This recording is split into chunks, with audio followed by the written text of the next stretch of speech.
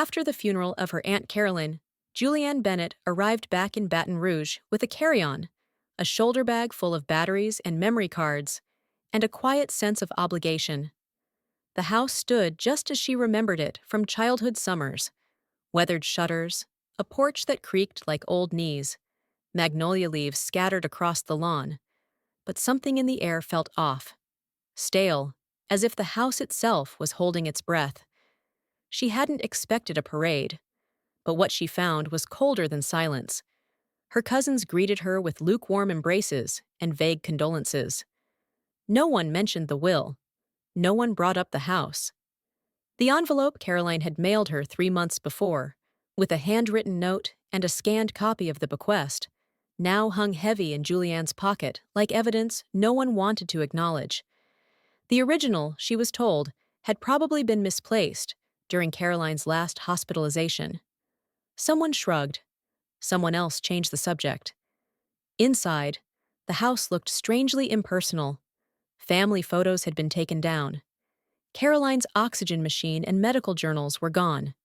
The books she used to stack on the staircase, gone. In the guest room, the room Julianne had stayed in for years, her bags had been moved. She found them later in the backyard shed, next to a lawnmower and boxes of Halloween decorations.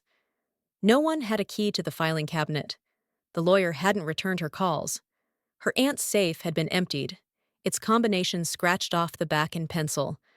Her cousin Marla said maybe it had been broken into. Her cousin Dean said maybe there never was a will. Julianne listened, nodded, smiled. Then she did what she always did when things didn't make sense. She turned on her camera. At first, she recorded in fragments, a slow pan across the empty hall, a close-up of the dust ring where the portrait of their grandfather used to hang, footage of her own face in the mirror, too calm for how unsettled she felt. She told herself it was a personal log, something for closure. But the habit was deeper than that. The lens had always made her feel less alone, more in control. She mounted a small GoPro in the kitchen under the cabinet. She kept a lapel mic clipped to the inside of her sweater. She filmed from her phone when no one noticed. 3 days later, she left the camera running on the back porch while checking emails. She forgot it was on. That evening, while scanning the footage, she caught a voice through the screen door. Her cousin Dean, on the phone, pacing just outside the frame. His words were low, hurried, almost irritated. "If she leaves soon, we can get everything signed without her. She doesn't have anything in writing that counts." Julianne replayed the clip 4 times. She watched the timestamp, the body language, the look in his eyes when he thought no one was watching. Her fingers hovered over the pause button. Something shifted inside her, not loud, but final. What had started as a diary became something else. The camera was no longer just documenting loss. It was now recording intent. And she wasn't just capturing shadows. She was about to walk directly into them. Julianne sat alone at the old dining table, surrounded by half-packed boxes and untouched sympathy cards, when the county records loaded on her laptop. She hadn't expected the update to be easy to find. But there it was. A new deed, time-stamped 3 days before Caroline's death, transferring ownership of the house to her uncle Byron Bennett. The signature looked clean, unnaturally so, typed rather than handwritten. The notary line was blank. There was no mention of Julianne. Her name had vanished like smoke. The next morning, she reviewed the footage from her dash cam. The motion sensor had picked up movement at 2:17 a.m. A figure in a hoodie approached the house from the side path, then slipped into the basement through the storm doors. The streetlight flickered once. When she paused the video and adjusted the contrast, she recognized the way the figure moved: narrow shoulders, uneven gait, a limp from high school track. It was her cousin Lisa. Julianne slowed down the footage, watching frame by frame as Lisa emerged from the basement nearly 40 minutes later, clutching something in a manila folder. The porch light turned on as she passed under it, and her face appeared just long enough to confirm what Julianne already knew. Over the next 3 days, Julianne edited her footage like a forensic analyst. She scrubbed through hours of phone conversations captured in reflections and silhouettes, zoomed in on screens lit up in dark corners, enhanced audio to capture clipped phrases, names, dates. On a recording from the upstairs hallway, she caught Lisa showing a digital document to Byron. She couldn't hear the words, but the angle of the screen revealed a PDF labeled Estate Modification Draft, Final. She watched them scroll. Byron nodded. She realized she couldn't confront them directly. Not yet.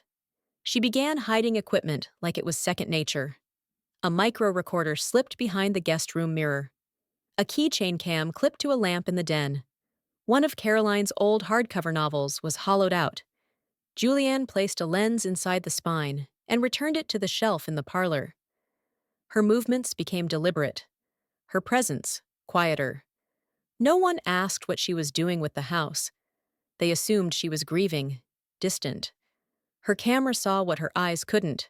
Touches too long on doorknobs, eyes darting before speaking.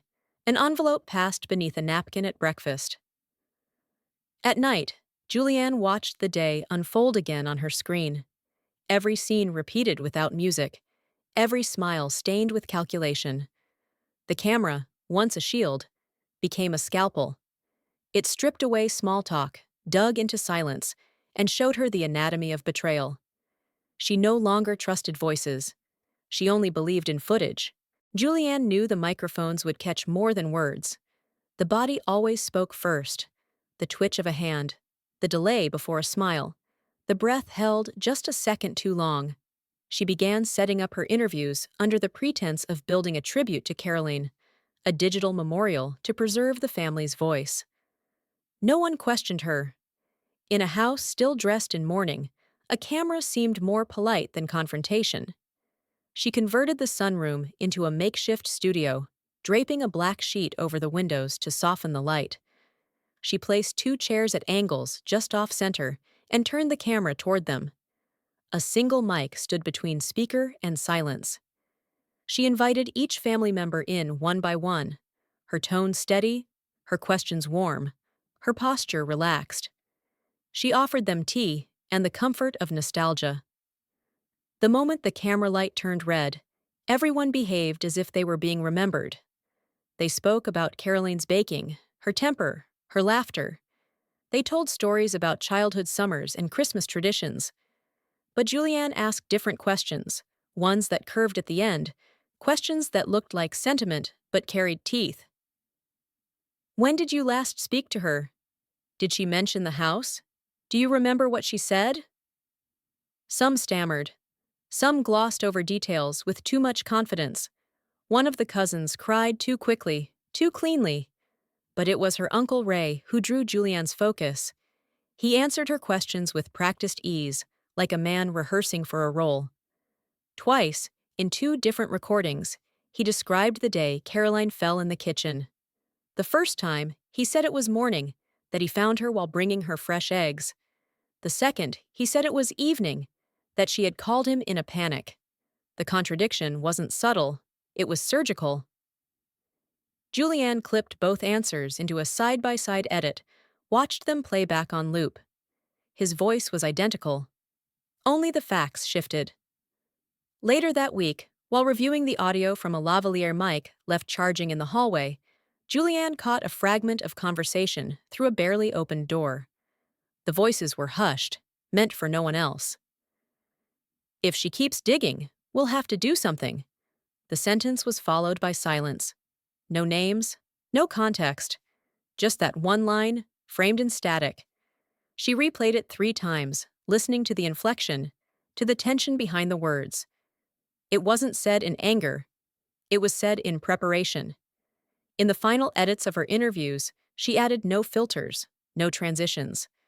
Just faces and pauses and eyes that blinked too often. Each person framed like a portrait, surrounded by a house that no longer kept secrets, only recordings. Julianne didn't know yet what they had done, but the lens had seen enough to know they were afraid of her seeing more. That was when she decided to keep the camera running, not just for memory, but for evidence. The sound of the broken latch didn't wake her. It was the stillness afterward that did. Julianne sat up in the dark, breath caught in her throat, the silence too clean, too intentional. She stepped out of bed and saw it immediately. Her laptop, no longer on the desk where she had left it, but placed on the armchair across the room, screen faintly glowing. A corner of the power cord was curled differently. Her hands trembled before they touched the keys. She opened the file directory. Nothing looked missing, but the access timestamps were wrong. Someone had tried to open the project folder, the one where she kept the raw footage and interview edits. The file had been opened at 3:12 a.m., 20 minutes earlier. She checked the hallway cam. The feed showed a blurred figure entering her room, moving with careful precision. The angle was poor, but a pause in front of the desk revealed enough. Long blonde hair pulled into a bun, the shape of the shoulders. It was her cousin Whitney. Julianne watched as Whitney typed something into the laptop, paused, tried again. The screen flickered. Then nothing. She had failed to break the password. She left quietly, but not without leaving a fingerprint on Julianne's sense of safety. By sunrise, Julian had encrypted all active files and transferred backups onto a series of flash drives. One she hid under a loose floorboard beneath the laundry sink.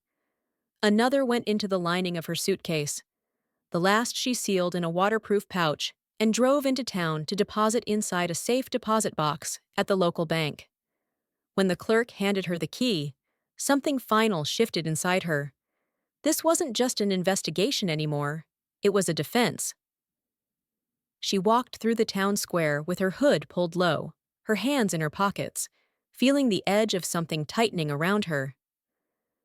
That afternoon, she visited a law office 3 blocks from the courthouse. The nameplate on the glass read Collier and Byrne. She didn't call ahead. She didn't tell anyone where she was going. In a quiet conference room with frosted windows and closed doors, she hired a private attorney.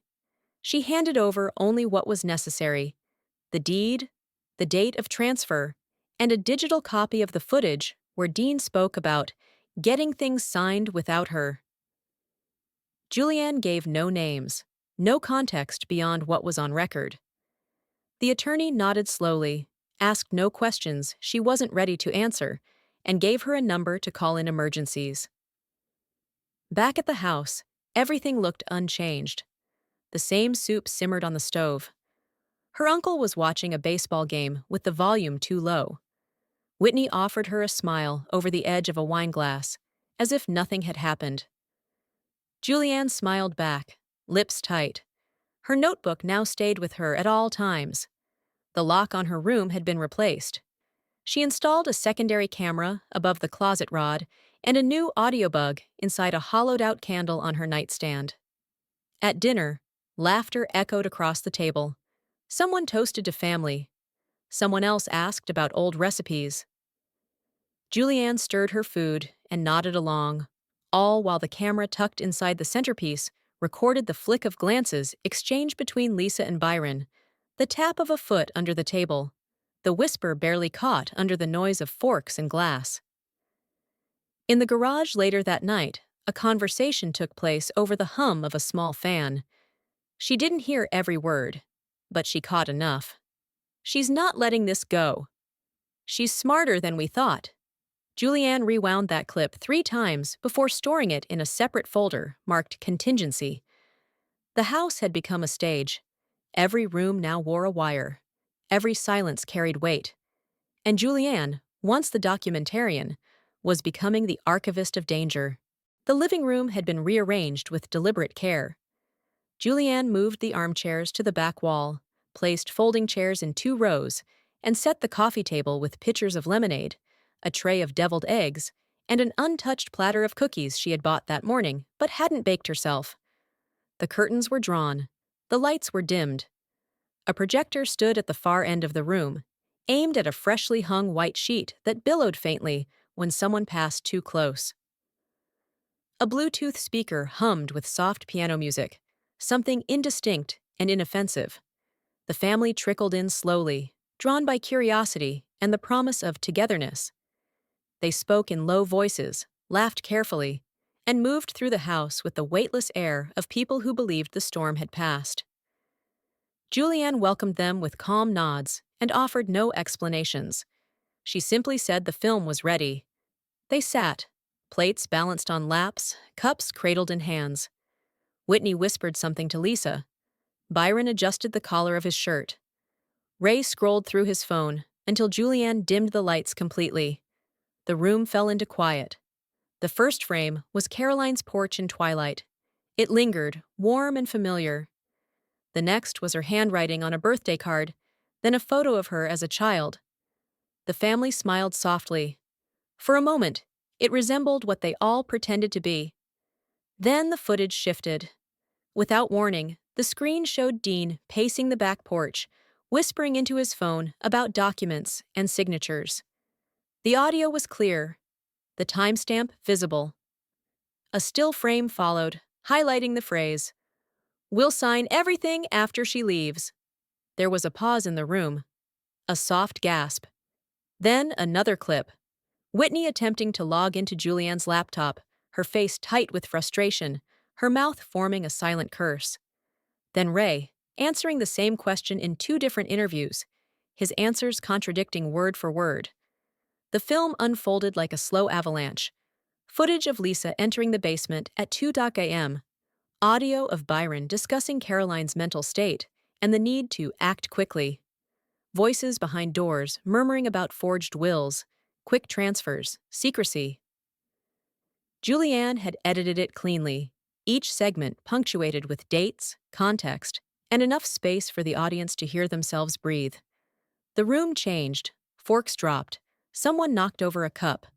The music had stopped long ago. The only sound now came from the screen and the shallow breathing of those watching. A murmur rose, then splintered into tension. Whitney stood first, accusing Julianne of manipulation. Ray told her to sit down. Byron demanded to know how she had accessed private conversations. Lisa denied everything. An argument sparked in the second row and spread like fire. Someone shouted, someone cried, someone left. Julianne didn't speak. She sat near the projector, unmoving, watching her family unravel in real time. No one seemed to notice the secondary camera on the bookshelf still recording. It captured everything: the denials, the breakdowns, the moment one of the cousins turned to another and said with barely contained rage, "She's ruined everything we built." The final scene of the film was silent. Caroline's bedroom, her empty bed, a clock ticking steadily. It lingered there for a full minute before fading to black. No credits rolled. The screen went dark. No one clapped. 3 weeks after the screening, the courthouse echoed with the quiet resolve of a ruling read aloud. The judge declared the documents invalid. The transfer of ownership had been based on fraudulent authorization. The notary's stamp had never existed. The house was returned to Julianne Bennett by legal decree. Her name was reinstated on the deed. No apology followed. No one met her eyes as the room emptied. She walked back through the front door without ceremony. No suitcase. No welcome. The furniture remained as it had been the day she arrived. Familiar yet foreign, preserved like a replica of memory. The walls no longer held whispers. The house felt emptied of voice, but heavy with evidence. Upstairs, dust floated through beams of afternoon light. In the attic, where Caroline once stored holiday boxes and forgotten antiques, the tripod camera still stood. Its battery had died days ago. Julianne replaced it, pressed record, and sat down on the floor beside an open laptop. She scrolled through hours of footage, fragments of interviews, silent glances exchanged in hallways, hands hovering over envelopes, doors closed too quickly. Her fingers moved without purpose, more rhythm than intention. She wasn't searching for proof anymore. She was searching for the fracture. The exact second a smile stopped meaning trust. The precise frame where family turned to threat. There was no single moment, just a slow erosion. For days, she edited without interruption. She stripped away names, removed dates, blurred faces just enough to make them universal. The result was 23 minutes of tension held beneath silence, a compilation of looks, pauses, lowered voices, trembling fingers, and unfinished sentences. She titled the piece, "The Eye That Doesn't Blink." She uploaded it anonymously to a public platform. No description, no hashtags, just the film. Within a week, the views crossed 1 million, then 5, then 10.